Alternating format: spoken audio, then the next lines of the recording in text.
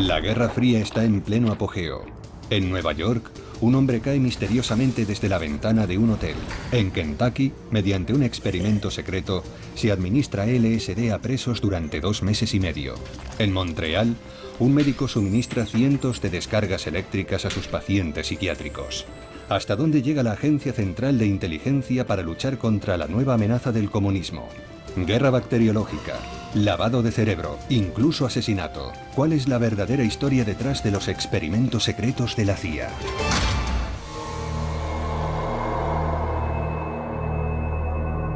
Secretos de la historia. Los experimentos secretos de la CIA.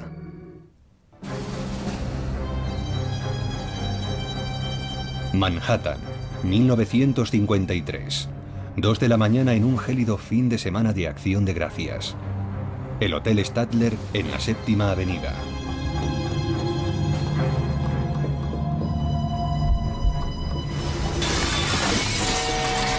Un hombre se precipita al vacío desde el 13º piso y muere.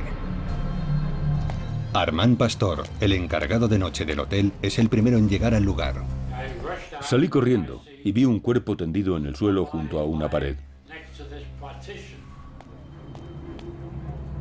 No esperaba que siguiera con vida, pero el hombre me miraba, allí tendido, queriendo decirme algo, con una mirada muy intensa y los ojos muy abiertos. Yo le hablé intentando entender algo de lo que quería decirme. ¿Fue un suicidio o algo más siniestro? El fallecido es Frank Olson, un hombre de 43 años, investigador de armas biológicas para el ejército en Fort Detrick, Maryland. Lo que pocos saben es que Frank Olson también trabajaba para la CIA.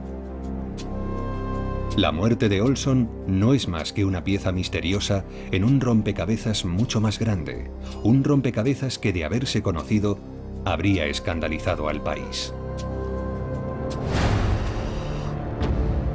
Después de la Segunda Guerra Mundial, el gobierno de Estados Unidos inició un gran número de experimentos médicos secretos con el objetivo de ganar la Guerra Fría, en los que, sin que estos lo supieran, exponía a ciudadanos de su país a agentes químicos y biológicos, desarrollaba técnicas de control mental para crear el llamado candidato manchú, e incluso planificaba asesinatos de poderosos líderes del tercer mundo. ¿Hasta dónde llegaron los experimentos de lavado de cerebro? ¿Cómo se involucró la CIA en estas inquietantes investigaciones de tan serias consecuencias? El día D. El final de la Segunda Guerra Mundial revela toda la magnitud de las atrocidades nazis. En los campos de concentración, las investigaciones médicas realizadas con presos incluyen tanto experimentos físicos como psicológicos. En Dachau, los alemanes realizaban experimentos utilizando la hipnosis, suministrando sustancias en los interrogatorios para averiguar cómo controlar a la gente y lograr que dijeran cosas contra su voluntad. Un intento de dominar el arte del control mental. En Nuremberg, muchos médicos nazis son enjuiciados por crímenes de guerra, pero no todos los responsables terminan ante el tribunal. En secreto, la CIA traslada a Estados Unidos a científicos con conocimientos potencialmente útiles. Es la llamada Operación Sujetapapeles. No podían entrar con un visado del Departamento de Estado porque eran criminales de guerra. El proyecto Sujetapapeles y otros eran operaciones encubiertas para garantizar su entrada al margen de los requisitos legales. Los nuevos científicos enseguida empiezan a trabajar para contrarrestar una amenaza emergente, el creciente poder de la Unión Soviética.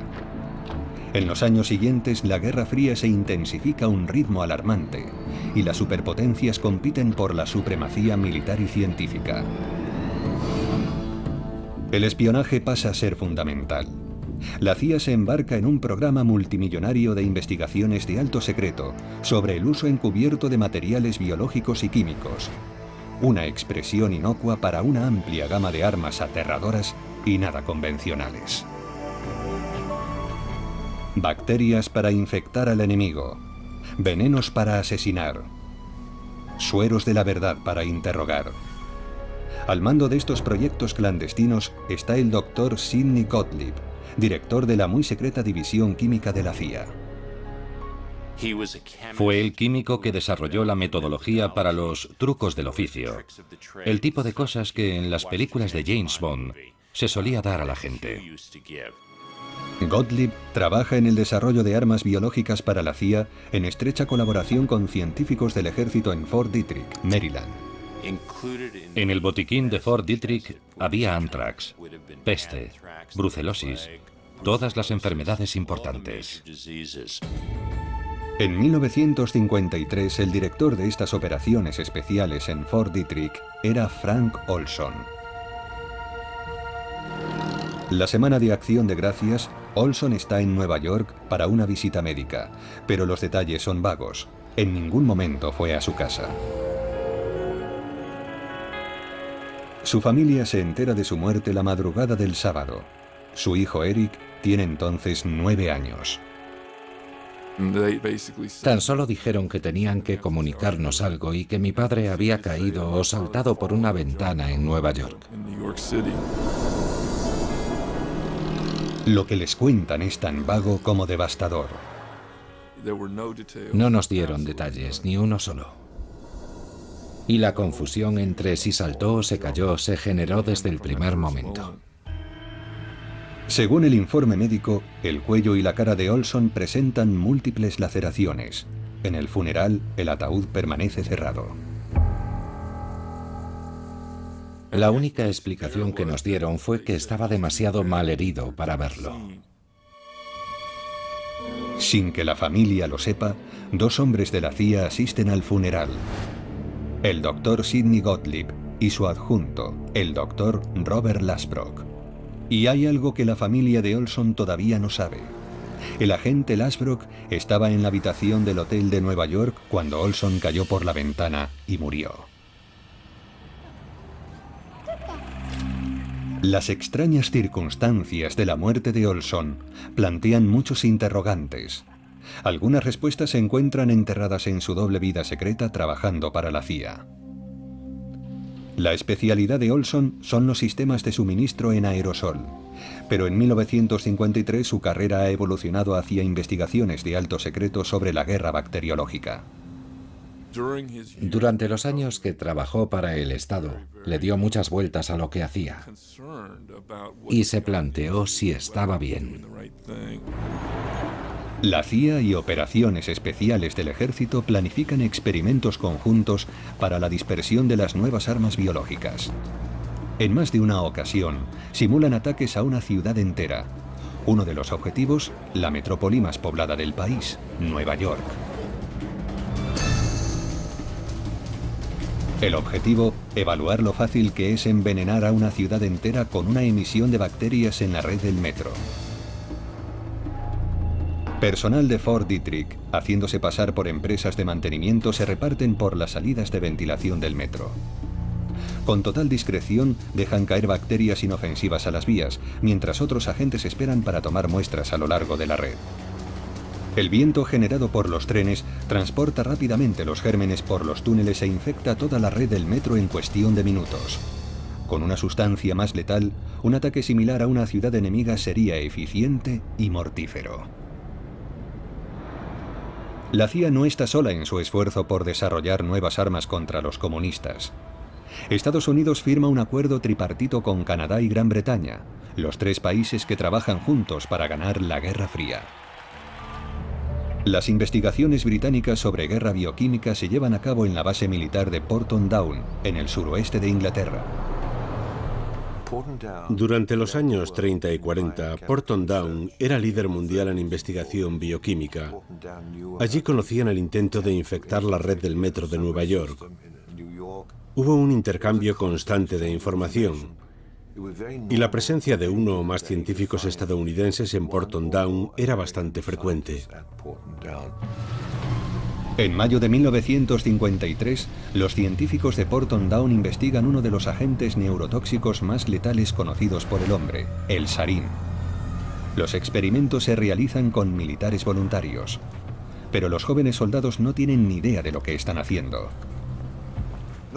En el tablón había un anuncio, escrito a máquina, que decía textualmente: se necesitan voluntarios para ayudar a encontrar una cura para el resfriado común. Los participantes recibirán una paga adicional. Yo no sabía nada de guerra bioquímica. Era increíblemente ingenuo. Al ofrecerse voluntario, Ken Earl se convierte en un confiado conejillo de Indias en la guerra contra la Unión Soviética. En Porton Down, el 4 de mayo, 2 técnicos les llevan a él y otros 5 hombres de las fuerzas aéreas a un cuarto muy pequeño. Los 2 hombres nos dijeron que nos remangáramos el brazo izquierdo para dejarlo al descubierto. Luego cogieron 2 trozos de tela y nos lo sujetaron al antebrazo.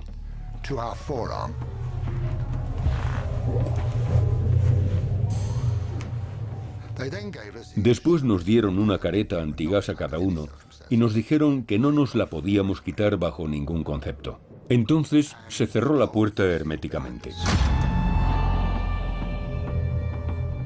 Era un cuartito muy pequeño. Y más tarde me enteré de que era una cámara de gas. Lo que te mete el miedo a la muerte en el cuerpo, desde luego.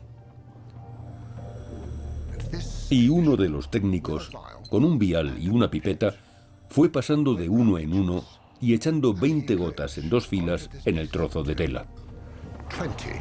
Era un líquido transparente. Yo no sabía lo que era ni tampoco lo cuestioné. El líquido incoloro es el agente neurotóxico sarín. El brazo lo absorbe rápidamente a través de la piel. Los efectos son inmediatos. Empecé a sentir una claustrofobia insoportable. No imaginaba el terror que sientes al verte atrapado y no poder respirar bien, o tener la sensación de que no puedes respirar. Sudaba copiosamente. Me encontraba muy mal, y aún hoy tengo pesadillas sobre aquello. Después de media hora nos dejaron salir, y salimos jadeando, resoplando y sudando al aire libre, a una hermosa y soleada mañana de mayo, la dicha más absoluta. ¡Qué maravilla estar vivo! La documentación correspondiente indica claramente que el objetivo del experimento es determinar la dosis letal de gas sarín. No tardan en obtener la respuesta. 2 días después hicieron exactamente lo mismo a otro grupo de 6 hombres. Sentado en mi silla había un joven de 20 años llamado Ronald Madison. Y la verdad, a los 45 minutos estaba muerto. La muerte más horrible que se puede imaginar. Echando espuma por la boca. Un hombre lo describió como si le salieran huevos de rana por la boca, una muerte terrible. Teniendo en cuenta las fechas de su pasaporte y anteriores visitas conocidas a Porton Down, hay muchas probabilidades de que Frank Olson fuera testigo del fatídico experimento. Según el periodista de investigación Gordon Thomas, Olson expresa su preocupación a un hombre llamado William Sargant. El Dr. Sargant era la gran eminencia psiquiátrica en Gran Bretaña. Era el director del Departamento de Medicina Psicológica del Hospital St. Thomas de Londres. Durante la Guerra Fría, tanto la inteligencia británica como la estadounidense piden asesoramiento a Sargant. Él decidía si, por ejemplo, un agente de los servicios de inteligencia estaba bien o si iba a levantar la liebre o no. Frank Olson le cuenta a Sargant lo que ha visto en Porton Down. Le dijo que había visto cosas que no deberían ocurrir. Por lo visto, Sargant tiene sus dudas sobre Olson. ¿Se pueden seguir confiando al estadounidense importantes investigaciones secretas de la Guerra Fría? En el verano de 1953, la Guerra de Corea está llegando a su fin. Una impactante noticia inunda todas las televisiones y radios. Pilotos estadounidenses capturados confiesan haber lanzado armas biológicas en Corea del Norte. Las bombas bacteriológicas se cargaron 15 minutos antes de nuestra misión. Normalmente nuestros aviones se cargan 2 horas o más antes de una misión. Los Estados Unidos niegan rotundamente la acusación. Los Estados Unidos no han utilizado ni están utilizando ningún tipo de armamento bacteriológico en Corea. Los comunistas han debido lavar el cerebro a los pilotos para que estos realicen confesiones falsas. ¿Pero cómo? La CIA está decidida a averiguarlo. En la CIA temían que los comunistas hubieran logrado importantes avances en temas como los interrogatorios o en hacer que la gente actuara contra su voluntad. Para combatir la nueva amenaza, la CIA pone en marcha una intensa iniciativa para dominar el arte del control mental. Buscaban formas de manipular y controlar el comportamiento humano. Estudiaron sustancias químicas, técnicas como el electroshock. Una sustancia en particular llama poderosamente su atención: la dietilamida de ácido lisérgico, o LSD. Tenían la esperanza de utilizar esas sustancias para ablandar a la gente antes de interrogarla, o para programar mentalmente a alguien y prepararlo para realizar misiones. 10 años antes de su apogeo como droga de ocio, el LSD se convierte en el centro de los esfuerzos de la CIA en su búsqueda del suero de la verdad perfecto. Solo hay un problema técnico: encontrar los candidatos adecuados. Un hombre de la CIA me dijo que no podían probarlo con las amas de casa del norte de Virginia, que no estaría bien. Así que buscaron gente de la calle y encontraron prostitutas, presos, gente perteneciente a minorías, cuyas vidas en ese momento no tenían tanto valor para la CIA como las de otra gente. En el Centro Federal de Investigación de las Adicciones en Lexington, Kentucky, la CIA contrata al Dr. Harry Sisbel para estudiar los efectos de la exposición prolongada al LSD.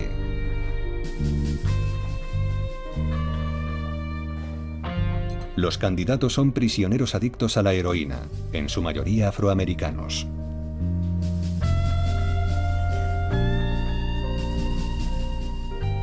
Lo que allí ocurría era de una falta de ética increíble.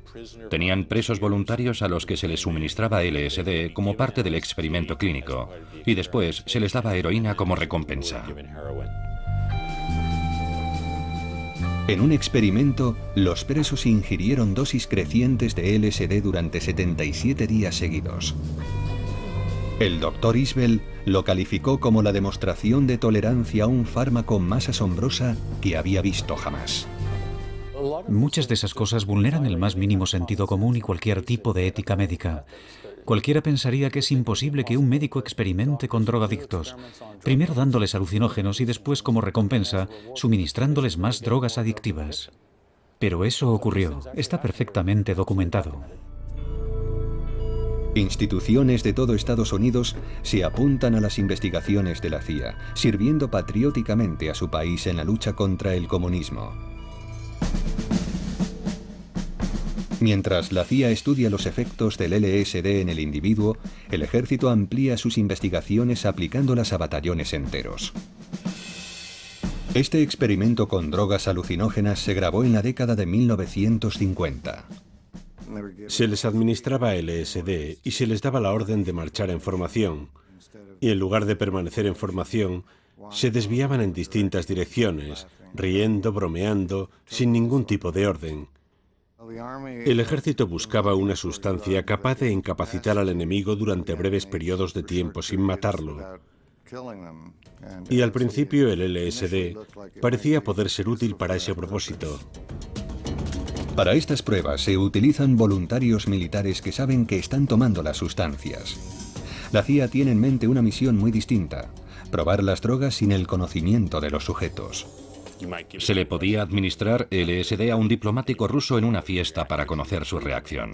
¿Podrías reclutarlo después? Lo importante era que los sujetos no lo supieran. La CIA monta casas seguras en Manhattan y San Francisco. Contratan a prostitutas para atraer a posibles sospechosos y administrarles LSD. Utilizan a mafiosos locales que se hacen pasar por agentes enemigos con secretos que compartir. La CIA escucha, con la esperanza de que la fatídica combinación de chica guapa y drogas haga hablar al hombre. El agente de narcóticos Ira Feldman es responsable de encontrar a esos sujetos no voluntarios. Teníamos prostitutas para que fueran a hablar con los hombres y les pusieran algo en la bebida, que más tarde me enteré que era LSD, y así hacerlos hablar. 10 o 15 minutos después hablaban hasta por las orejas, ya fuera de secretos de Estado, de narcóticos o de asesinatos. Pero en el apogeo de la Guerra Fría, interrogar a los mafiosos locales es solo un primer ensayo. El verdadero desafío radica en las operaciones en el extranjero, en las inmediaciones del telón de acero. La Europa occidental y la Europa del Este fueron las primeras en la lucha contra el comunismo. Si llegaba un desertor y querían probar en él una sustancia nueva, mandaban a alguien de la inteligencia estadounidense. En la Alemania ocupada, la CIA perfecciona sus técnicas para descubrir la verdad. Las posibles víctimas para los interrogatorios son infinitas. Científicos desertores con valiosa información que compartir. Presuntos agentes dobles que venden secretos a los comunistas. Para la CIA, todos son carne de cañón. A una persona la llevaban a una casa en una ubicación segura. Allí la mantenían durante unos días, privándola quizá del sueño y de alimentos. Seguramente le administrarían alcohol, barbitúricos, alucinógenos u otras sustancias, y luego le aplicaban una serie de técnicas en los interrogatorios. Con el fin de probar estas técnicas a conciencia, la CIA debe llevar los interrogatorios hasta el horrible final. La expresión que la CIA utilizaba era experimentos terminales, para referirse a experimentos que conducían a la muerte o graves lesiones del interrogado. Entre los testigos de estos experimentos está Frank Olson, el científico de Fort Detrick. Su pasaporte muestra varios viajes a Alemania, uno en el verano de 1953. Lo que ve le perturba profundamente. De vuelta a Estados Unidos, Olson pasa por Inglaterra y allí visita una vez más a William Sargant, el asesor de inteligencia. Sargant me dijo textualmente que cuando Frank volvió aquella vez estaba muy diferente, que estaba como muy excitado, enfadado, molesto. William Sargant está convencido de que ahora la CIA tiene un grave problema. Los secretos de la Guerra Fría ya no están seguros en manos de Frank Olson. Así que cuando Olson despega de la base de la RAF en Northolt para volar de regreso a Washington, Sargant llama a su director en el MI6 y le dice: tenemos un problema. Seguramente la información fue pasando por la cadena de mando hasta llegar por fin a Washington. Cuando su marido regresa, Alice Olson nota un importante cambio en él. Aquel verano, cuando mi padre volvió, mi madre dijo que sabía que estaba muy afectado. Es probable que Olson fuera testigo de experimentos de alto secreto que pocos dentro de la CIA sabían que existían. Frank Olson tenía mucha información de primera mano sobre asuntos de alto secreto relacionados con armas y sustancias biológicas. Y, como tal, habría sido una importante fuente de preocupación si hubiera empezado a contar públicamente lo que sabía. Como director de las investigaciones sobre control mental, Sidney Gottlieb es el único que está al corriente de todo lo que sabe Olson. Si Olson está compartiendo secretos de Estado, Gottlieb necesita saberlo, y decide llevar a cabo un pequeño experimento por su cuenta. El Hotel Deep Creek Lodge en Maryland. Miércoles, 18 de noviembre de 1953. Frank Olson y 6 colegas de operaciones especiales en Fort Detrick asisten a una reunión clandestina. Allí se les unen representantes de la CIA, entre ellos Sidney Gottlieb y su adjunto, Robert Lasbrock. La invitación, que por alguna asombrosa razón aún tenemos, describe la tapadera de la reunión. Un grupo de periodistas que se reúnen en un bosque para hablar de periodismo de fauna y flora. Según los documentos de la CIA, la noche del jueves después de cenar, Gottlieb echa una pequeña cantidad de LSD en una botella de Cointreau. Cuando conocí a Gottlieb, me dijo que les preocupaba qué ocurriría si los comunistas secuestraban a un científico y lo drogaban. ¿Se mostraría muy comunicativo? Por eso iban a organizar una reunión científica y drogar a los participantes. Y dijo que mi padre solo había sido uno más de los hombres que tomaron la droga.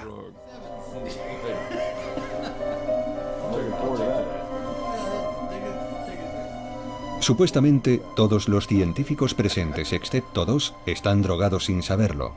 20 minutos más tarde, Gottlieb les cuenta lo que ha hecho, y la reunión se va deteriorando a medida que el narcótico va haciendo efecto. Pero lo que ocurre después sigue sin estar nada claro. Algunos creen que Olson es interrogado. Cuando vuelve a casa, está profundamente afectado. No estaba alucinado ni nada por el estilo, sencillamente estaba serio y disgustado. Dijo que había cometido un tremendo error y que había decidido que quería dejar su trabajo. En lugar de aceptar la renuncia de Olson, su jefe le envía a Nueva York para una terapia psiquiátrica. Va acompañado de Robert Lasbrock, de la CIA. Sin embargo, el médico que le atiende, Harold Abramson, no es psiquiatra, sino un especialista en alergias que ha estado experimentando con LSD para las investigaciones de la CIA sobre control mental. Las notas del médico revelan varias visitas de Olson a lo largo de la semana. El viernes por la tarde, Olson llama a casa a su esposa, Alice.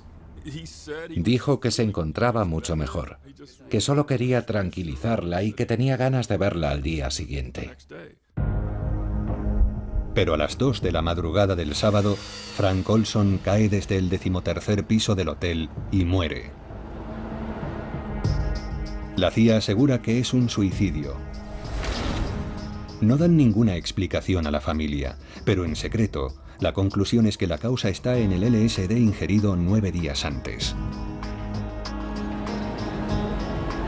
Pero podía haber sido algo aún más siniestro.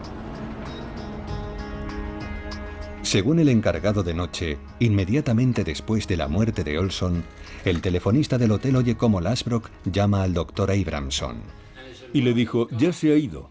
Y el hombre al otro lado de la línea dijo, qué pena. Y ambos colgaron. La conversación es sospechosamente breve. El suicidio inesperado de un paciente de Abramson normalmente conllevaría una conversación más extensa. No creo que nunca oiga hablar de un caso en el que alguien que se suicida salte por una ventana cerrada.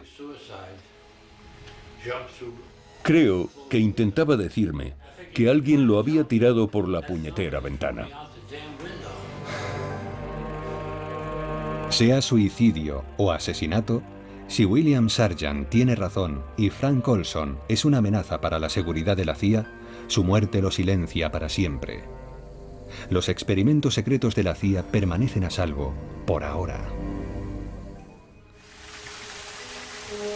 Después de la Guerra de Corea, llegan a Washington inquietantes informes de inteligencia. Cientos de soldados estadounidenses que aún permanecen cautivos son sometidos a experimentos de lavado de cerebro y después asesinados. En Estados Unidos, las investigaciones sobre control mental se intensifican. El nuevo objetivo es hacer que un individuo se convierta en útil a un control impuesto, hasta el punto de que realice actos contra su voluntad de los que después no tendrá recuerdo. Empieza la búsqueda de un asesino programado, un candidato manchú de carne y hueso. En el clásico de Hollywood dirigido por John Frankenheimer, un soldado hipnotizado es programado para asesinar a un candidato presidencial. Al igual que en la película, la CIA intenta crear sus propios asesinos programados utilizando la hipnosis y las drogas. Se crea otra identidad que se oculta mediante amnesia, y luego usando un código de acceso que solo el creador conoce, se le hace sacar la nueva identidad para la misión que se desee. Para producir un asesino de ese tipo, la CIA se enfrenta a dos retos principales: cómo inducir amnesia y cómo programar el nuevo comportamiento. En 1957, el Dr. Ewen Cameron, un eminente psiquiatra de Montreal, cree tener las respuestas. La CIA lo buscó porque su trabajo les había llamado la atención. En particular, dos de sus técnicas: el electroshock intensivo y lo que él llamaba conducción psíquica. Cameron aplica sus técnicas bajo la apariencia de una terapia normal. Es difícil expresar lo espantoso y horrible que es lo que Cameron propone y lo que nuestra administración financia. Era una técnica en 3 partes que empezaba con el intento de eliminar pautas de comportamiento anteriores. Esto se lograba administrando repetidamente intensas descargas eléctricas hasta que el paciente dejaba de convulsionar. Después, Cameron hace escuchar al paciente mensajes grabados a través de unos cascos sujetos a la cabeza. Esa conducción psíquica les obliga a escuchar los mensajes grabados interminablemente durante semanas para programar un nuevo comportamiento. La última fase consistía en intentar borrar todo recuerdo de lo ocurrido, lo que se conseguía haciendo dormir al paciente durante 30 o 40 días, en los que se le administraban distintas combinaciones de fármacos. Eso no es ningún tipo de terapia. Son experimentos de lavado de cerebro. Desde que los griegos empezaron a pensar en la ética médica, la primera regla fue no hacer daño. Es una regla que Cameron infringió. Durante 4 años, la CIA financia todo el trabajo de Cameron con la esperanza de usar sus técnicas para crear un asesino programado. Psiquiatras de todo el país, en hospitales, cárceles e incluso en algunas de las mejores universidades, también están en la nómina de la CIA. Se exploran todas las técnicas de lavado de cerebro posibles. Una en particular obsesiona a la CIA durante años: la hipnosis. Una de las cosas que la CIA quería saber era si se podía dar a una persona bajo hipnosis la orden de asesinar a otra. Eso habría sido un candidato manchú. Pero el asesino no debe recordar lo que ha hecho. Se puede coger a una persona normal, entrenarla y lograr que salga al campo y dispare contra el enemigo. El objetivo de la hipnosis no es llevar a la persona a apretar el gatillo, es evitar que recuerde, para que en caso de ser capturada o interrogada, no pueda revelar nada. Las pruebas sugieren que solo hay un hombre a quien la CIA considera seriamente como objetivo de un asesino programado: Fidel Castro. A principios de los 60, se selecciona a varios asesinos en potencia para su programación, pero todos los intentos de hipnosis fracasan y la idea se abandona rápidamente. Pero en 1968 tiene lugar un asesinato que parece tener todos los ingredientes de una operación de este tipo. Según algunos, es obra de un asesino programado, hipnotizado por la CIA. Mi agradecimiento a todos ustedes. Y ahora vamos a Chicago. También ganaremos allí. 4 de junio de 1968. Noche electoral en las primarias demócratas en California. Es medianoche y el senador Robert Kennedy pronuncia su discurso de la victoria en el Hotel Ambassador. Después lo sacan del hotel a través de la cocina abarrotada de gente. De repente se oyen unos disparos.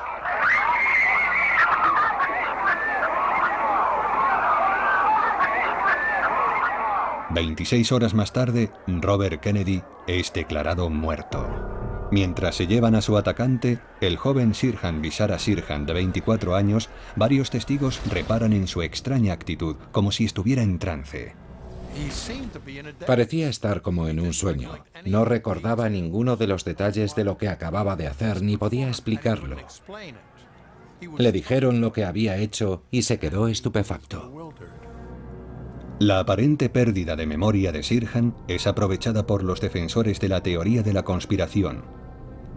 Están convencidos de que es un candidato manchú hipnotizado por la CIA para asesinar a Kennedy y la culminación de 2 décadas de investigación de control mental. ¿Pero por qué quiere la CIA a Robert Kennedy muerto? El abogado de Sirhan cree que hay 3 motivos. El primero, Vietnam. Bob Kennedy estaba radicalmente en contra de la guerra de Vietnam. El final de esa guerra habría afectado muy negativamente los balances de algunas de las mayores empresas del país, que estaban ganando auténticas fortunas con la guerra. El segundo motivo, Cuba. Bob Kennedy había llegado a la conclusión de que era el momento de alcanzar un acuerdo con Castro en Cuba, lo que no le hacía muy popular. Y por último, la muerte de su hermano. Quería reabrir la investigación del asesinato de su hermano y eso ponía a mucha gente muy nerviosa. Los partidarios de la teoría de la conspiración creen que la CIA había programado a Sirhan mediante la hipnosis. Antes del juicio, el psiquiatra Bernard Diamond le examina en muchas ocasiones. Esa chica, yo la seguí. Me llevó a un lugar oscuro. Diamond estaba convencido de que lo habían programado y de que esa programación había sido tan intensa y había quedado tan profundamente grabada en su psique que se ha mantenido con él hasta hoy. A día de hoy, Sirhan no sabe qué pasó. La amnesia programada es un ingrediente clave para una operación tipo candidato Manchú. Sirhan también afirma haber sido hipnotizado antes. Él había estudiado la Orden de Rosacruz, una antigua orden mística dedicada a la mejora personal. Una de las herramientas que utilizan para concentrar la mente hacia el interior es la hipnosis. Sirhan describió ejercicios de autohipnosis tipo meditación, y en sus diarios hay mucha repetición, repetición, repetición. Robert Kennedy debe morir. Robert Kennedy debe morir. A mí me parecen repeticiones en estado de trance, centrándose en la misión, centrándose en la misión, centrándose en la misión.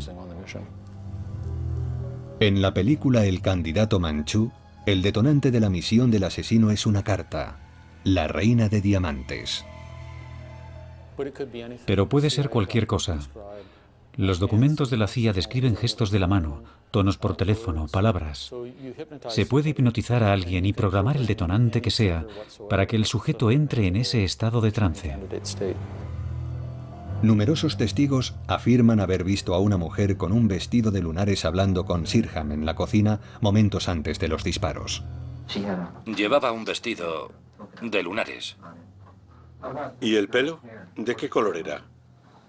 Castaño.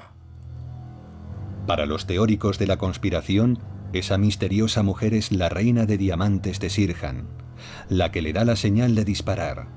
El Sirhan supuestamente hipnotizado saca el arma en el momento justo, pero no efectúa el disparo mortal. Hay que tener en cuenta que había mucho jaleo. Es casi como si Sirhan estuviera programado para distraer a todo el grupo allí presente, lo que permitiría a otra persona llevar a cabo la verdadera misión: matar a Kennedy disparándole en la parte posterior de la cabeza.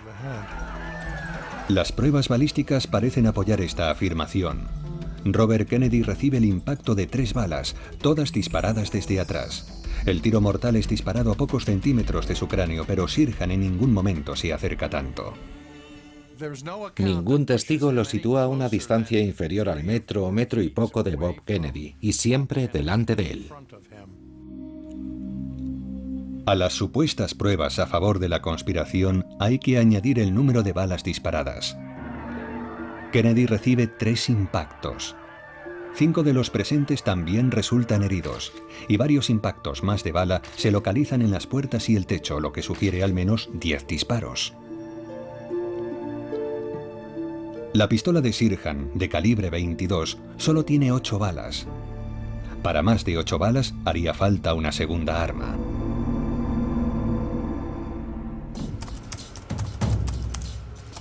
El historiador Mel Leighton ha pasado años investigando el asesinato.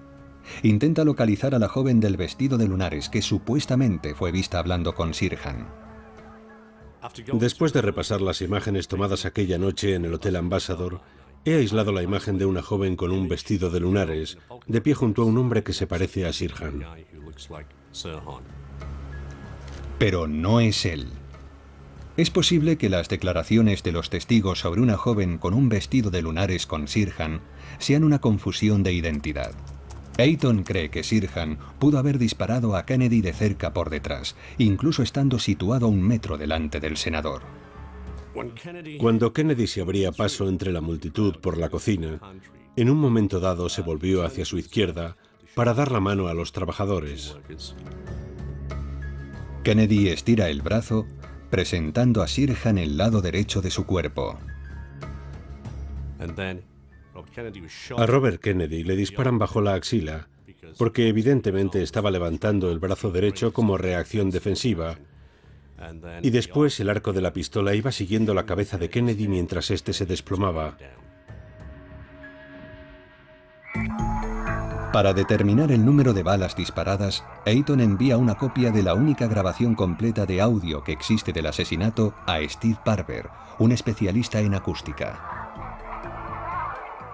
Y de repente oigo pam, pam, pam. Y después un grito agudo de mujer, un grito terrorífico, justo después de los disparos. 3 segundos antes del primer disparo se producen 2 ruidos secos no identificados.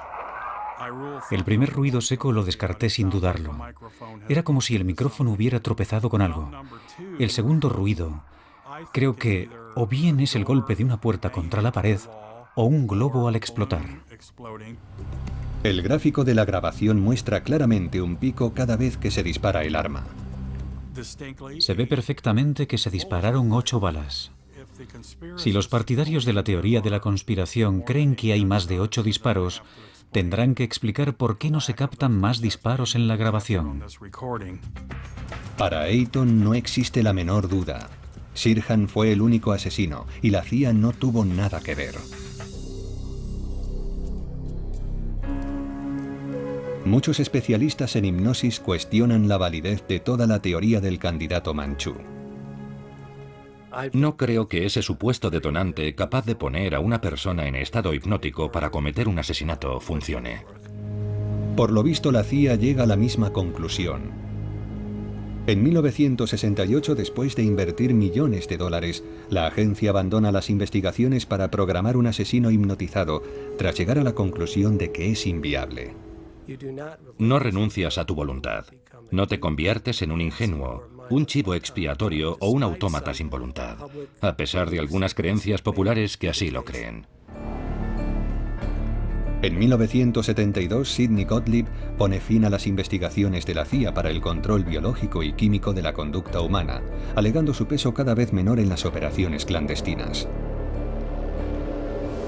El pueblo estadounidense sigue completamente ajeno a la existencia del programa de control mental de la CIA. Pero el 11 de junio de 1975, el periódico Washington Post publica un artículo sobre un científico civil que tomó LSD sin saberlo y se tiró por la ventana de un hotel de Manhattan. No se mencionan nombres, pero los Olson reconocen inmediatamente la historia de la muerte de su padre 22 años antes. Deciden denunciarlo públicamente. Allí están las principales cadenas de televisión del país, y los Olson añaden el nombre de Frank Olson a la lista de víctimas de la CIA. La fuente del artículo que describe la muerte de Frank Olson es el informe de la Comisión Rockefeller. Consecuencia del escándalo Watergate, es una investigación presidencial sobre actividades ilícitas de la CIA dentro del país. La familia Olson decide demandar a la agencia por el homicidio involuntario de su padre. Su muerte fue el resultado de una negligencia y unas ilegalidades de la CIA a una escala difícil de imaginar. Y a los 10 días estábamos sentados en el despacho oval de la Casa Blanca recibiendo una disculpa del mismísimo Gerald Ford. La familia recibe una indemnización de $750.000 por la muerte de Frank Olson. Espoleado por lo publicado en los medios de comunicación, el Congreso pone en marcha su propia investigación sobre la CIA, presidida por el senador Frank Church. Sidney Gottlieb y Robert Lasbrock son llamados a testificar. Había, por supuesto, afirmaciones o ideas sobre todo lo que quizá podría hacerse con la hipnosis. Un pequeño proyecto en el que un hipnotizador realizó unos experimentos principalmente para ver las posibles limitaciones de la hipnosis. ¿Se puede conseguir que una persona haga bajo hipnosis algo que normalmente no haría? Las revelaciones son escalofriantes. La CIA había contratado a 80 instituciones para proyectos de investigación de control mental, con un coste para el contribuyente equivalente a $30 millones actuales. El comité llega a la conclusión de que la CIA ha mostrado un desprecio intolerable hacia el valor de la vida humana. El exdirector de la CIA, Richard Helms, revela que en 1973 dio órdenes a Sidney Gottlieb de destruir todos los informes relacionados con los experimentos de control mental. pero algunos consiguieron escapar de las garras de la trituradora. No le quepa la menor duda de que en cualquier otro organismo de la administración siempre hay un contable que tiene una copia de los documentos, y los informes financieros incluyen descripciones de programas y propuestas de proyectos. Entre los documentos desclasificados por la CIA hay varios informes internos escritos inmediatamente después de la muerte de Frank Olson. Los documentos describen el incidente en el hotel Deep Creek Lodge como un experimento leve con una dosis muy pequeña de LSD, cuyos blancos son todos los hombres presentes excepto 2. Por lo visto, nadie tuvo una reacción anormal a la droga. Pero también hay un informe de Harold Abramson, el asesor de la CIA que vio a Olson la semana siguiente. Según él, el experimento se diseñó específicamente para atrapar a Frank Olson. Las contradicciones obsesionan a Eric Olson durante años. Está convencido de que ha habido algo más. En su búsqueda de respuestas, decide por fin preguntar al único hombre en quien sabe que puede confiar, su padre. Cuando la retroexcavadora empezó a cavar, era una mañana de principios de junio de 1994, pensé, sí, por fin vamos a aclarar todo esto. El catedrático forense James Stars supervisa el proceso de exhumación. El cuerpo estaba, ¿cómo diría yo?, excepcionalmente bien conservado.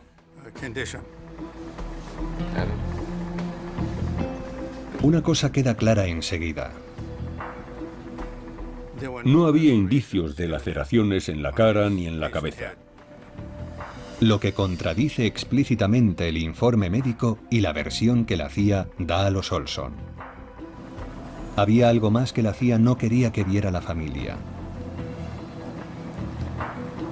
Lo que sí está presente, pero no se menciona en el informe médico, es una fuerte contusión encima del ojo izquierdo.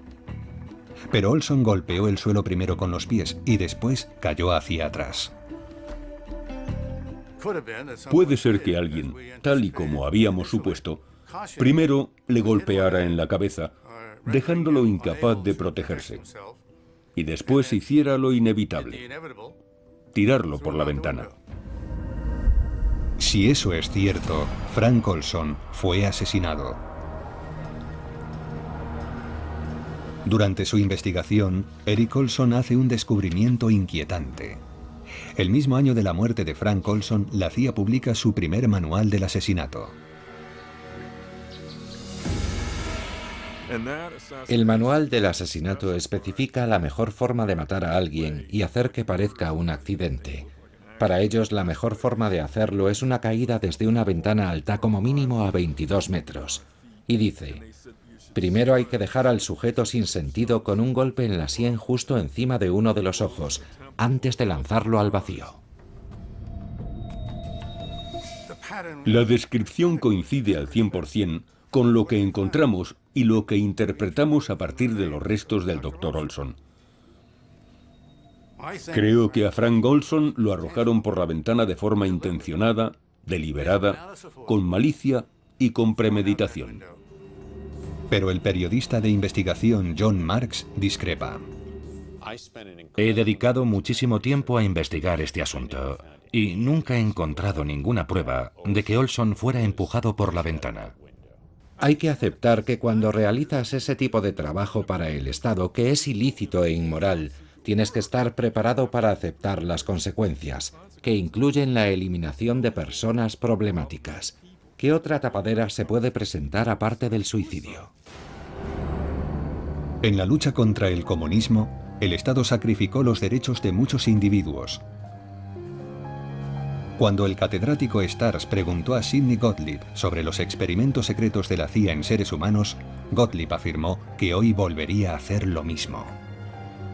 Me dijo, lo que usted no sabe es que yo tenía la seguridad del país en mis manos. Durante la Guerra Fría, parecía que casi todo estaba justificado, y si estabas en contra, no eras un patriota. En el clima de la Guerra Fría, o en toda la historia humana, la idea básica es que la guerra es terrible. Y hay que hacer muchas cosas terribles por las que mucha gente muere o resulta herida. Pero lo justificamos porque tenemos que hacer lo que sea para proteger este país. Esta es una de nuestras contradicciones como sociedad. ¿Qué podemos justificar en nombre de la seguridad nacional? ¿Podemos justificar las atrocidades médicas? Por lo visto, sí.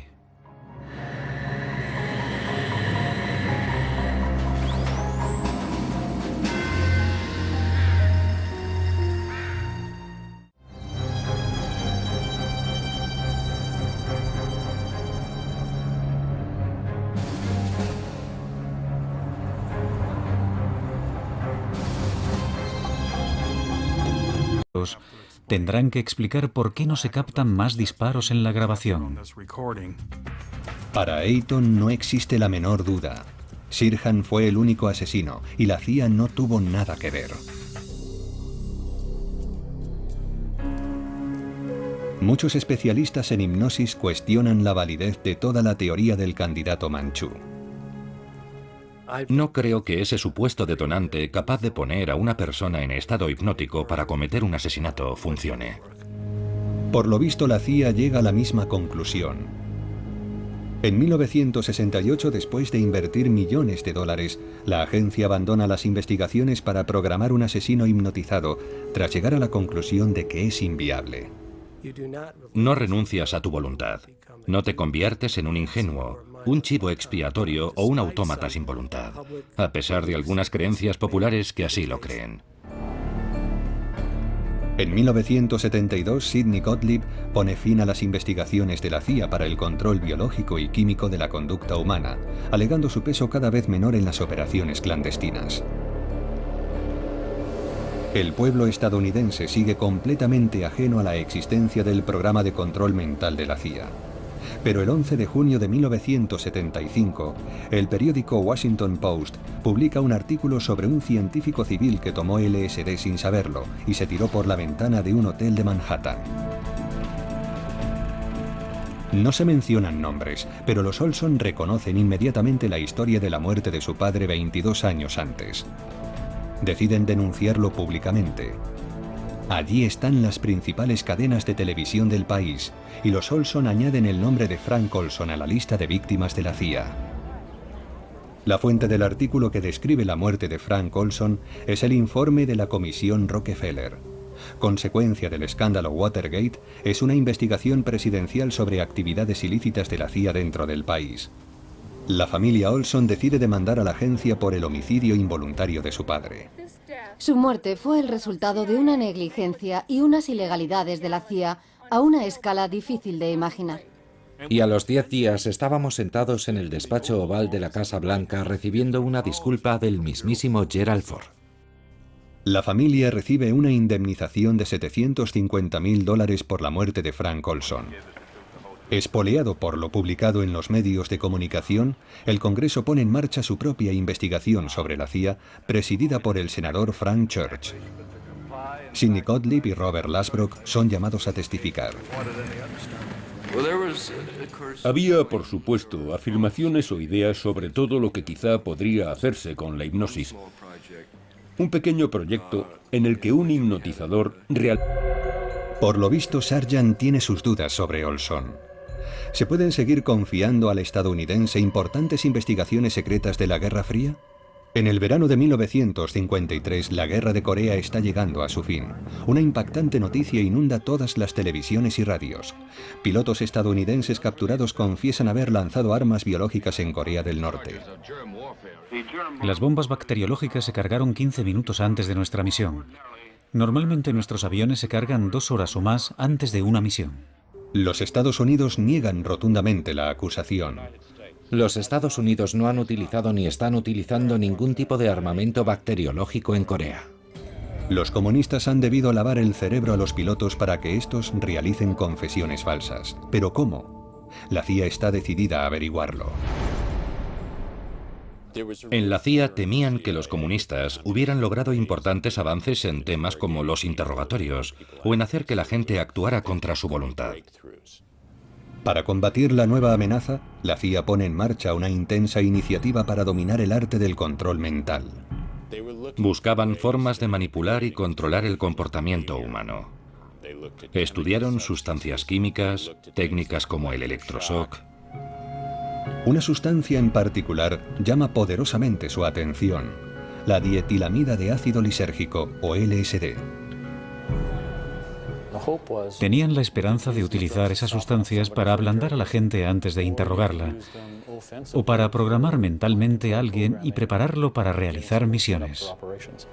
10 años antes de su apogeo como droga de ocio, el LSD se convierte en el centro de los esfuerzos de la CIA en su búsqueda del suero de la verdad perfecto. Solo hay un problema técnico: encontrar los candidatos adecuados. Un hombre de la CIA me dijo que no podían probarlo con las amas de casa del norte de Virginia, que no estaría bien. Así que buscaron gente de la calle y encontraron prostitutas, presos, gente perteneciente a minorías, cuyas vidas en ese momento no tenían tanto valor para la CIA como las de otra gente. En el Centro Federal de Investigación de las Adicciones en Lexington, Kentucky, la CIA contrata al Dr. Harry Sisbel para estudiar los efectos de la exposición prolongada al LSD.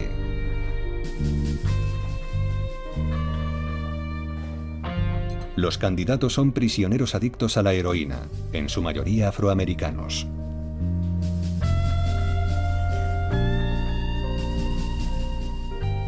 Lo que allí ocurría era de una falta de ética increíble. Tenían presos voluntarios a los que se les suministraba LSD como parte del experimento clínico, y después se les daba heroína como recompensa.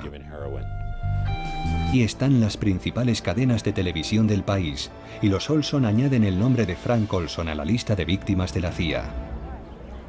La fuente del artículo que describe la muerte de Frank Olson es el informe de la Comisión Rockefeller. Consecuencia del escándalo Watergate, es una investigación presidencial sobre actividades ilícitas de la CIA dentro del país. La familia Olson decide demandar a la agencia por el homicidio involuntario de su padre. Su muerte fue el resultado de una negligencia y unas ilegalidades de la CIA a una escala difícil de imaginar. Y a los 10 días estábamos sentados en el despacho oval de la Casa Blanca recibiendo una disculpa del mismísimo Gerald Ford. La familia recibe una indemnización de $750.000 por la muerte de Frank Olson. Espoleado por lo publicado en los medios de comunicación, el Congreso pone en marcha su propia investigación sobre la CIA, presidida por el senador Frank Church. Sidney Gottlieb y Robert Lasbrock son llamados a testificar. Había, por supuesto, afirmaciones o ideas sobre todo lo que quizá podría hacerse con la hipnosis. Un pequeño proyecto en el que un hipnotizador realizó unos experimentos principalmente para ver las posibles limitaciones de la hipnosis. ¿Se puede conseguir que una persona haga bajo hipnosis algo que normalmente no haría? Las revelaciones son escalofriantes. La CIA había contratado a 80 instituciones para proyectos de investigación de control mental, con un coste para el contribuyente equivalente a $30 millones actuales. El comité llega a la conclusión de que la CIA ha mostrado un desprecio intolerable hacia el valor de la vida humana. El exdirector de la CIA, Richard Helms, revela que en 1973 dio órdenes a Sidney Gottlieb de destruir todos los informes relacionados con los experimentos de control mental. Pero algunos consiguieron escapar de las garras de la trituradora. No le quepa la menor duda de que en cualquier otro organismo de la administración siempre hay un contable que tiene una copia de los documentos, y los informes financieros incluyen descripciones de programas y propuestas de proyectos. Entre los documentos desclasificados por la CIA hay varios informes internos escritos inmediatamente después de la muerte de Frank Olson. Los documentos describen el incidente en el hotel Deep Creek Lodge como un experimento leve con una dosis muy pequeña de LSD, cuyos blancos son todos los hombres presentes excepto 2. Por lo visto, nadie tuvo una reacción anormal a la droga. Pero también hay un informe de Harold Abramson, el asesor de la CIA que vio a Olson la semana siguiente. Según él, el experimento se diseñó específicamente para atrapar a Frank Olson. Las contradicciones obsesionan a él. Con el fin de probar estas técnicas a conciencia, la CIA debe llevar los interrogatorios hasta el horrible final. La expresión que la CIA utilizaba era experimentos terminales, para referirse a experimentos que conducían a la muerte o graves lesiones del interrogado. Entre los testigos de estos experimentos está Frank Olson, el científico de Fort Detrick. Su pasaporte muestra varios viajes a Alemania, uno en el verano de 1953. Lo que ve le perturba profundamente. De vuelta a Estados Unidos, Olson pasa por Inglaterra y allí visita una vez más a William Sargant, el asesor de inteligencia. Sargant me dijo textualmente que cuando Frank volvió aquella vez estaba muy diferente, que estaba como muy excitado, enfadado, molesto. William Sargant está convencido de que ahora la CIA tiene un grave problema. Los secretos de la Guerra Fría ya no están seguros en manos de Frank Olson. Así que cuando Olson despega de la base de la RAF en Northolt para volar de regreso a Washington, Sargant llama a su director en el MI6 y le dice: tenemos un problema. Seguramente la información fue pasando por la cadena de mando hasta llegar por fin a Washington. Cuando su marido regresa, Alice Olson nota un importante cambio en él. Aquel verano, cuando mi padre volvió, mi madre dijo que sabía que estaba muy afectado. Es probable que Olson fuera testigo de experimentos de alto secreto que pocos dentro de la CIA sabían que existían. Frank Olson tenía mucha información de primera mano sobre asuntos de alto secreto relacionados con armas y sustancias biológicas. Y, como tal, habría sido una importante fuente de preocupación si hubiera empezado a contar públicamente lo que sabía. Como director de las investigaciones sobre control mental, Sidney Gottlieb es el único que está al corriente de todo lo que sabe Olson. Si Olson está compartiendo secretos de Estado, Gottlieb necesita saberlo y decide llevar a cabo un pequeño experimento por su cuenta. El Hotel Deep Creek Lodge en Maryland. Miércoles, 18 de noviembre de 1953. Frank Olson y 6 colegas de operaciones especiales en Fort Detrick asisten a una reunión clandestina.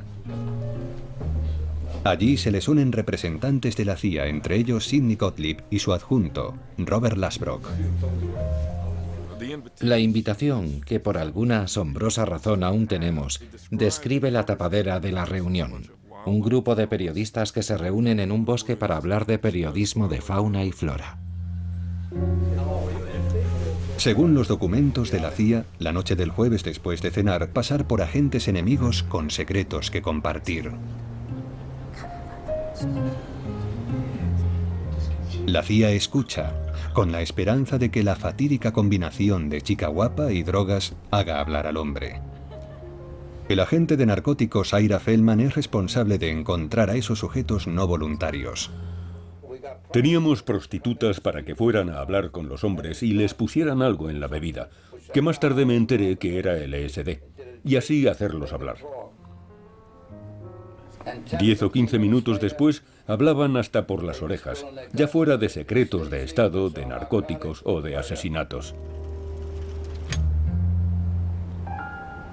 Pero en el apogeo de la Guerra Fría, interrogar a los mafiosos locales es solo un primer ensayo. El verdadero desafío radica en las operaciones en el extranjero, en las inmediaciones del telón de acero. La Europa occidental y la Europa del Este fueron las primeras en la lucha contra el comunismo. Si llegaba un desertor y querían probar en él una sustancia nueva, mandaban a alguien de la inteligencia estadounidense. En la Alemania ocupada, la CIA perfecciona sus técnicas para descubrir la verdad. Las posibles víctimas para los interrogatorios son infinitas. Científicos desertores con valiosa información que compartir. Presuntos agentes dobles que venden secretos a los comunistas. Para la CIA, todos son carne de cañón. A una persona la llevaban a una casa en una ubicación segura. Allí la mantenían durante unos días, privándola quizá del sueño y de alimentos. Seguramente le administrarían alcohol, barbitúricos, alucinógenos u otras sustancias, y luego le aplicaban una serie de técnicas en los interrogatorios. Con el fin de probar estas técnicas a conciencia, la CIA debe llevar los interrogatorios hasta el horrible final. La expresión que la CIA utilizaba era experimentos terminales, para referirse a experimentos que conducían a la muerte o graves lesiones del interrogado. Entre los testigos de estos experimentos está Frank Olson, el científico de Fort Detrick. Su pasaporte muestra varios viajes a Alemania, uno en el verano de 1953. Lo que ve le perturba profundamente. De vuelta a Estados Unidos, Olson pasa por Inglaterra y allí visita una vez más a William Sargant, el asesor de inteligencia. Sargant me dijo textualmente que cuando Frank volvió aquella vez estaba muy diferente, que estaba como muy excitado, enfadado, molesto. William Sargant está convencido de que ahora la CIA tiene un grave problema.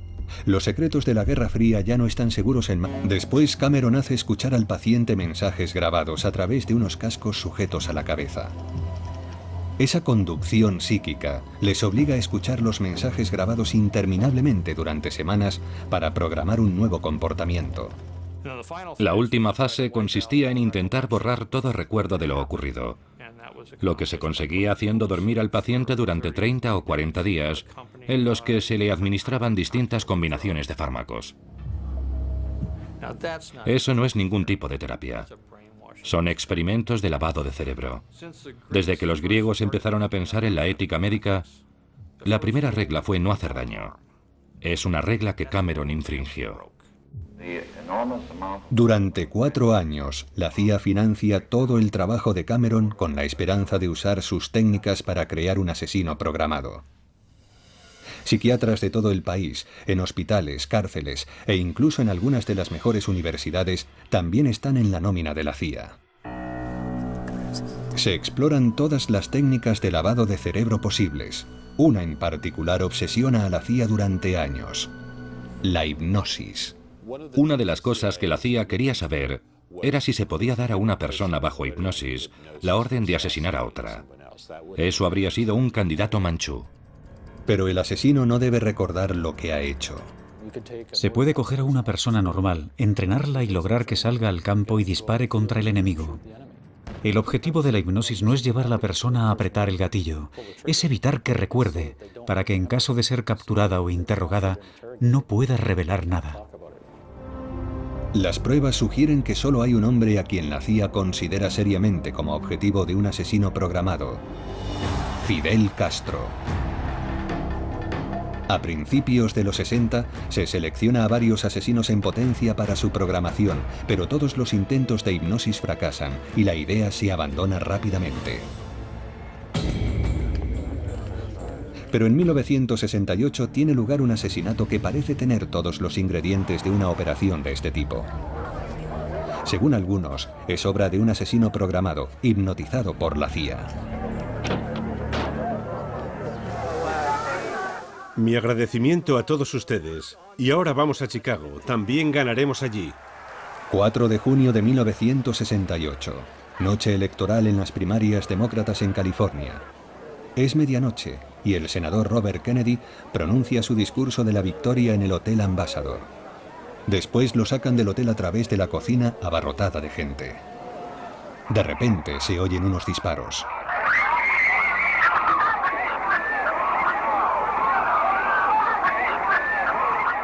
...26 horas más tarde, Robert minar el arte del control mental.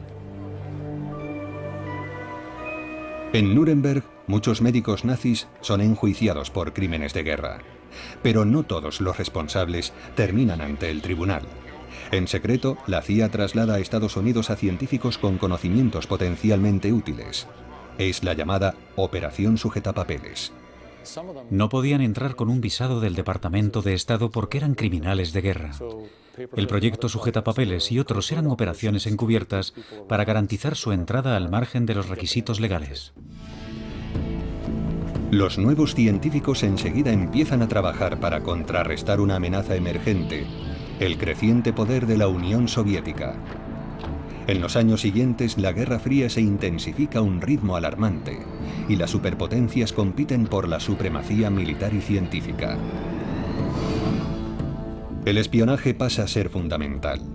La CIA se embarca en un programa multimillonario de investigaciones de alto secreto sobre el uso encubierto de materiales biológicos y químicos. Una expresión inocua para una amplia gama de armas aterradoras y nada convencionales. Bacterias para infectar al enemigo.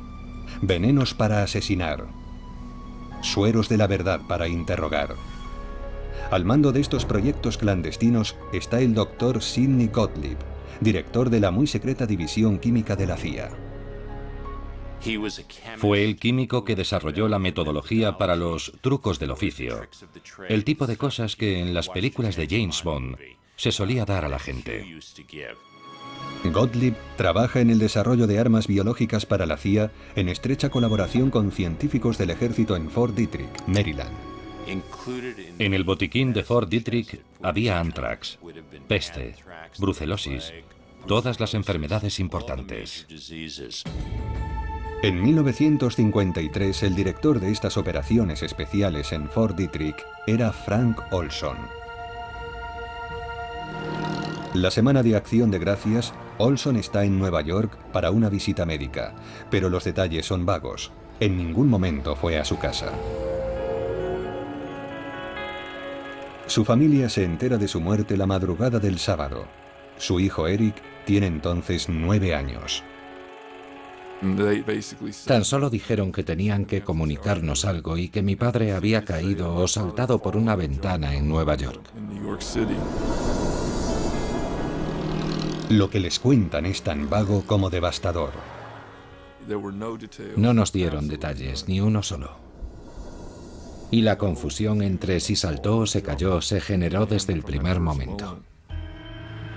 Según el informe médico, hipnotizado por la CIA para asesinar a Kennedy y la culminación de 2 décadas de investigación de control mental. ¿Pero por qué quiere la CIA a Robert Kennedy muerto? El abogado de Sirhan cree que hay 3 motivos. El primero, Vietnam. Bob Kennedy estaba radicalmente en contra de la guerra de Vietnam. El final de esa guerra habría afectado muy negativamente los balances de algunas de las mayores empresas del país, que estaban ganando auténticas fortunas con la guerra. El segundo motivo, Cuba. Bob Kennedy había llegado a la conclusión de que era el momento de alcanzar un acuerdo con Castro en Cuba, lo que no le hacía muy popular. Y por último, la muerte de su hermano. Quería reabrir la investigación del asesinato de su hermano y eso ponía a mucha gente muy nerviosa. Los partidarios de la teoría de la conspiración creen que la CIA había programado a Sirhan mediante la hipnosis. Antes del juicio, el psiquiatra Bernard Diamond le examina en muchas ocasiones. Esa chica, yo la seguí. Me llevó a un lugar oscuro. Diamond estaba convencido de que lo habían programado y de que esa programación había sido tan intensa y había quedado tan profundamente grabada en su psique que se ha mantenido con él hasta hoy. A día de hoy, Sirhan no sabe qué pasó. La amnesia programada es un ingrediente clave para una operación tipo Candidato Manchú. Sirhan también afirma haber sido hipnotizado antes. Él había estudiado la Orden de Rosacruz, una antigua orden mística dedicada a la mejora personal. Una de las herramientas que utilizan para concentrar la mente hacia el interior es la hipnosis. Sirhan describió ejercicios de autohipnosis tipo meditación y en sus diarios hay mucha repetición, repetición, repetición. Robert Kennedy debe morir. Robert Kennedy debe morir. A mí me parecen repeticiones en estado de trance, centrándose en la misión, centrándose en la misión, centrándose en la misión. En la película El Candidato Manchú, el detonante de la misión del asesino es una carta, la Reina de Diamantes. Pero puede ser cualquier cosa. Los documentos de la CIA describen gestos de la mano, tonos por teléfono, palabras. Se puede hipnotizar a alguien y programar el detonante que sea para que el sujeto entre en ese estado de trance. Numerosos testigos afirman haber visto a una mujer con un vestido de lunares hablando con Sirhan en la cocina momentos antes de los disparos. Llevaba un vestido Con Sirhan sean una confusión de identidad.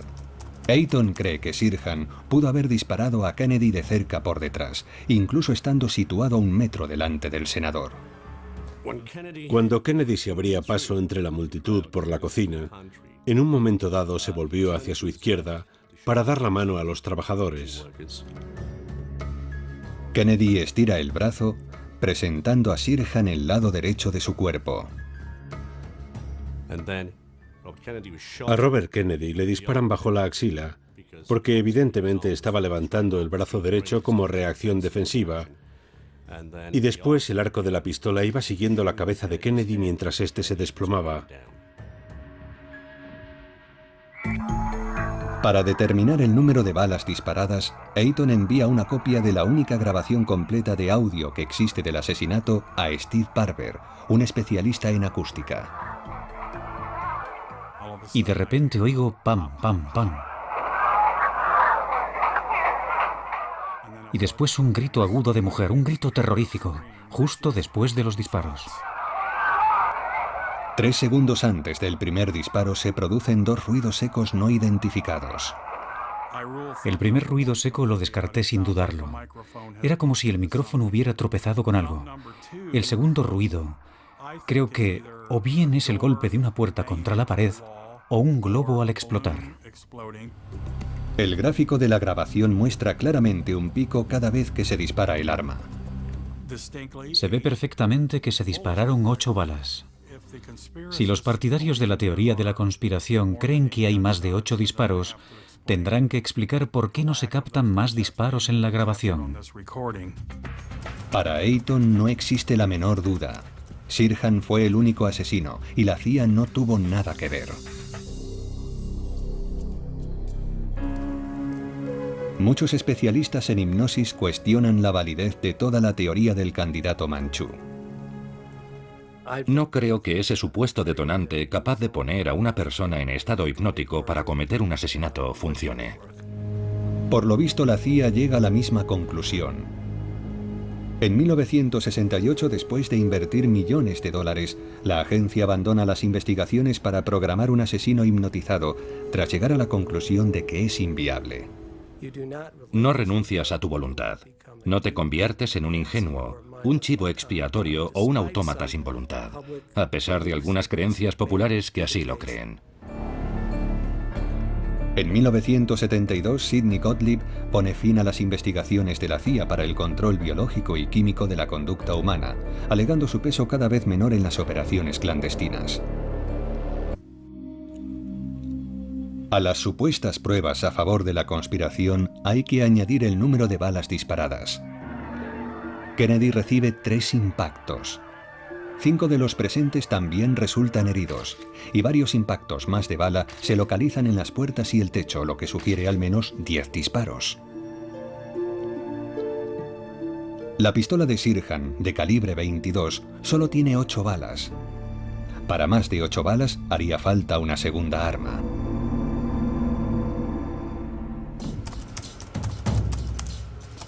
El historiador Mel Eaton ha pasado años investigando el asesinato. Intenta localizar a la joven del vestido de lunares que supuestamente fue vista hablando con Sirhan. Después de repasar las imágenes tomadas aquella noche en el Hotel Ambassador, he aislado la imagen de una joven con un vestido de lunares, de pie junto a un hombre que se parece a Sirhan. Pero no es él. Es posible que las declaraciones de los testigos sobre una joven con un vestido de lunares con Sirhan sean una confusión de identidad. Eaton cree que Sirhan pudo haber disparado a Kennedy de cerca por detrás, incluso estando situado a 1 metro delante del senador. Cuando Kennedy se abría paso entre la multitud por la cocina, en un momento dado se volvió hacia su izquierda para dar la mano a los trabajadores. Kennedy estira el brazo, presentando a Sirhan el lado derecho de su cuerpo. A Robert Kennedy le disparan bajo la axila, porque evidentemente estaba levantando el brazo derecho como reacción defensiva, y después el arco de la pistola iba siguiendo la cabeza de Kennedy mientras éste se desplomaba. Para determinar el número de balas disparadas, Eaton envía una copia de la única grabación completa de audio que existe del asesinato a Steve Barber, un especialista en acústica. Y de repente oigo pam, pam, pam. Y después un grito agudo de mujer, un grito terrorífico, justo después de los disparos. 3 segundos antes del primer disparo se producen 2 ruidos secos no identificados. El primer ruido seco lo descarté sin dudarlo. Era como si el micrófono hubiera tropezado con algo. El segundo ruido, creo que o bien es el golpe de una puerta contra la pared o un globo al explotar. El gráfico de la grabación muestra claramente un pico cada vez que se dispara el arma. Se ve perfectamente que se dispararon 8 balas. Si los partidarios de la teoría de la conspiración creen que hay más de 8 disparos, tendrán que explicar por qué no se captan más disparos en la grabación. Interrogantes. Algunas respuestas se encuentran enterradas en su doble vida secreta trabajando para la CIA. La especialidad de Olson son los sistemas de suministro en aerosol, pero en 1953 su carrera ha evolucionado hacia investigaciones de alto secreto sobre la guerra bacteriológica. Durante los años que trabajó para el Estado, le dio muchas vueltas a lo que hacía y se planteó si estaba bien. La CIA y operaciones especiales del ejército planifican experimentos conjuntos para la dispersión de las nuevas armas biológicas. En más de una ocasión, simulan ataques a una ciudad entera. Uno de los objetivos, la metrópoli más poblada del país, Nueva York. El objetivo, evaluar lo fácil que es envenenar a una ciudad entera con una emisión de bacterias en la red del metro. Personal de Fort Detrick, haciéndose pasar por empresas de mantenimiento, se reparten por las salidas de ventilación del metro. Con total discreción, dejan caer bacterias inofensivas a las vías, mientras otros agentes esperan para tomar muestras a lo largo de la red. El viento generado por los trenes transporta rápidamente los gérmenes por los túneles e infecta toda la red del metro en cuestión de minutos. Con una sustancia más letal, un ataque similar a una ciudad enemiga sería eficiente y mortífero. La CIA no está sola en su esfuerzo por desarrollar nuevas armas contra los comunistas. Estados Unidos firma un acuerdo tripartito con Canadá y Gran Bretaña, los 3 países que trabajan juntos para ganar la Guerra Fría. Las investigaciones británicas sobre guerra bioquímica se llevan a cabo en la base militar de Porton Down, en el suroeste de Inglaterra. Durante los años 30 y 40, Porton Down era líder mundial en investigación bioquímica. Allí conocían el intento de infectar la red del metro de Nueva York. Hubo un intercambio constante de información y la presencia de uno o más científicos estadounidenses en Porton Down era bastante frecuente.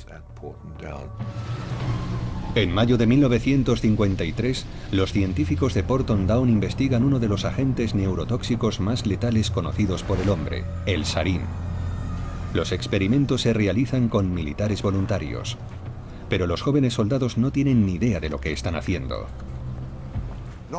En el tablón había un anuncio, escrito a máquina, que decía textualmente: se necesitan voluntarios para ayudar a encontrar una cura para el resfriado común. Los participantes recibirán una paga adicional. Yo no sabía nada de guerra bioquímica. Era increíblemente ingenuo.